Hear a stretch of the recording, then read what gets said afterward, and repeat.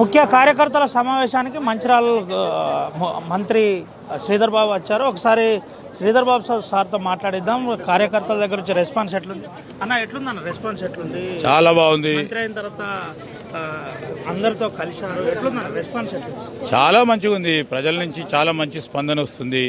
10 సంవత్సరాల కాలం పాటు అనేక సమస్యలు పరిష్కారం కాలేదు. పరిష్కారం అవుతాయని ఒక నమ్మకంతో, ఒక విశ్వాసంతో మా దగ్గర ఉన్న చాలామంది మా శాసనసభ్యుల దగ్గరని, మా సహచర మంత్రివర్గ సోదరులందరితో కూడా మాట్లాడి ఈరోజు వారి సమస్యల పరిష్కారం గురించి అనేక మంది వస్తూ ఉన్నారు. వారు ఉత్సాహాన్ని చూపెడతా ఉన్నారు. 3 నెలలే అయింది. 3 నెలల కాలంలో ప్రభుత్వాన్ని నడిపిన కొంతమంది పెద్దలు 5 సంవత్సరాల తర్వాత అడగాల్సిన ప్రశ్నలు ఇప్పుడే అడుగుతున్నారు. అంటే అడగండి, ఆలోచన చేయండి అన్న. నిన్న కరీంనగర్కు మాజీ ముఖ్యమంత్రి వచ్చారు.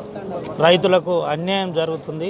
రైతులకు అటు సిరిసిల్ల ప్రాంతంలో ఉన్న చేనేత రైతులకు ఇప్పటిదాకా చేనేత కార్మికులకు కనీసం వారికి పూర్తి స్థాయిలో లబ్ధి పొందే పరిస్థితి కూడా, చర్యలకు సంబంధించిన బకాయిలు కూడా చెల్లించలేదు. ఇప్పుడు 3 నెలలు అయింది. 3 నెలల్లో వీలున్నంత వరకు చాలా వరకు అతిగతి లేని ఆర్థిక వ్యవస్థను గాడిలో పెట్టే ప్రయత్నం చేసి మేము ఇచ్చిన వాగ్దానాలను ముందుకు తీసుకెళ్లే ప్రయత్నం చేసే దిశలో ఈరోజు యావత్ తెలంగాణ ప్రజలందరూ చూస్తూ ఉన్నారు. ఒకటి తర్వాత ఒకటి పరిష్కారం చేస్తాం. అన్ని వర్గాలకు న్యాయం చేసే కార్యక్రమం తీసుకుంటాం. నిన్నటి రాహుల్ గాంధీ సభ అనంతరం ఏ విధంగా ఉంది అంటే అసలు మీరే చూసిర్రు. తుక్కుగూడ సభా ప్రాంగణానికి సంబంధించి లక్షలాది మంది వచ్చి రాహుల్ గాంధీ గారికి ఆశీర్వాదం పలుకుదామని, మా నాయకుని చూద్దాం, కాబోయే ప్రధానమంత్రిగా చూద్దామని వచ్చిన వారు ఆశీర్వాదం ఇవ్వడం, మేనిఫెస్టోను రిలీజ్ చేయడం, లక్షలాది మంది వచ్చి ఈ సభా కార్యక్రమంలో పాల్గొని దిగ్విజయంగా సభా కార్యక్రమం జరిగింది అని చూసినాం.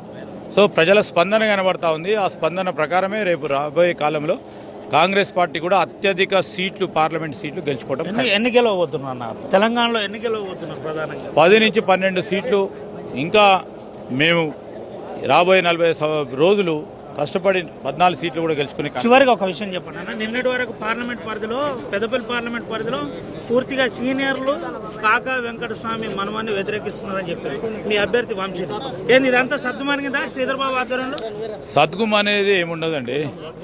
మా కాంగ్రెస్ పార్టీ ప్రజాస్వామికమైన పార్టీ. ఇక్కడికి సంబంధించిన అనేక అంశాలను కూడా మా అఖిల భారత కాంగ్రెస్ కమిటీ దృష్టి ముందు పెట్టాం.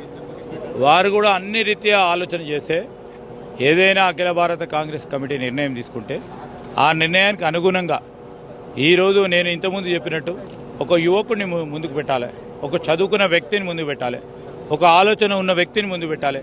కేవలం రాజకీయాల గురించే కాదు, ఈరోజు సమాజం బాగుపడాలనే ఆలోచన చేసే వ్యక్తిగా వంశీని గుర్తించి అఖిల భారత కాంగ్రెస్ కమిటీ మా అధ్యక్షుడు ఖర్గే గారు కానీ, సోనియా గాంధీ గారు కానీ, రాహుల్ గాంధీ గారు నిర్ణయం చేయడం జరిగింది. ఆ నిర్ణయం ప్రకారం మేమందరం కూడా కలిసి కొట్టుకొని పనిచేయాల్సిన ధర్మం మా పైన క్రమశిక్షణతో మేము పనిచేసి వారిని గెలిపించడం జరుగుతుంది. ఆర్టీవీ ద్వారా శ్రీధర్ బాబు గారు ఏం చెప్పబోతున్నారు ఫైనల్? పార్టీకి ఈ రాష్ట్ర ప్రజలందరూ కూడా పెద్ద ఎత్తున ఆశీర్వాదం పలికి మేము చేపట్టిన అనేక సంక్షేమ అభివృద్ధి కార్యక్రమాలు రాబోయే 4.5 సంవత్సరాలు ఇంకా బలంగా ముందుకు తీసుకెళ్లే విధంగా మీరు కాంగ్రెస్ పార్టీకి ఓటేసి మా పార్లమెంట్ సభ్యులందరినీ గెలిపించి మాకు ఇంకా బరువు బాధ్యతలు పెంచి ముందుకు తీసుకెళ్లాలని రాష్ట్ర ప్రజలందరినీ కూడా కోరుతా ఉన్నాం.